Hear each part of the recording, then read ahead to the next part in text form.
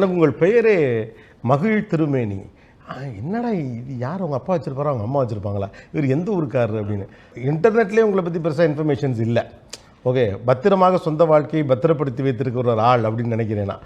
சமூக ஊடகங்கள்லையோ சோஷியல் மீடியாவுடைய வேறு எங்கேயுமோட பெருசாக அவங்கள பார்க்க முடியல.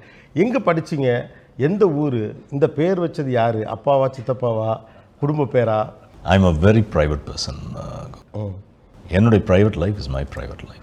I don't like talking about it. Okay, it's good. Thank you. And இந்த பெயர் காரணம் என்னன்னா, எனக்கு தமிழில் பெயர் வச்சுக்கணும்னு ஆசை. தமிழில் பேர் வைக்கணும் அப்படின்னா அது வந்து இப்போ கொஞ்சம் அவுடேட்டடான பேராகவும் இருக்கக்கூடாது. ஏன்னா பொதுவான பொது புத்தியில் அந்த ஒரு எண்ணம் இருக்கு இல்லையா, தமிழில் பேர் வச்சா கொஞ்சம் பழைய பேர்னு ஒரு எண்ணம். இப்போ கொஞ்சம் உடஞ்சிருக்கு, நிறைய புதிய புதிய பேர்கள் வைக்கிறாங்க.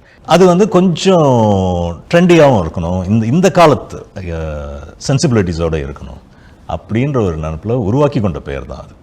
இது புனைப்பெயர் தான். அப்போ புனைப்பெயர் தான். அப்போ உங்களுடைய விருப்பம் இருந்தால் சொல்லலாம். உங்களுக்கான உங்கள் சொந்த பெயர் அது ப்ரைவேட்டாகவே இருக்கட்டும். அது ப்ரைவேட்டாக இருக்கட்டும், பரவாயில்ல. புனைப்பெயர் பொதுவில் இருக்கட்டும், சொந்த பெயர் ப்ரைவேட்டில் இருக்கட்டும், இதுவே நல்லா இருக்கு.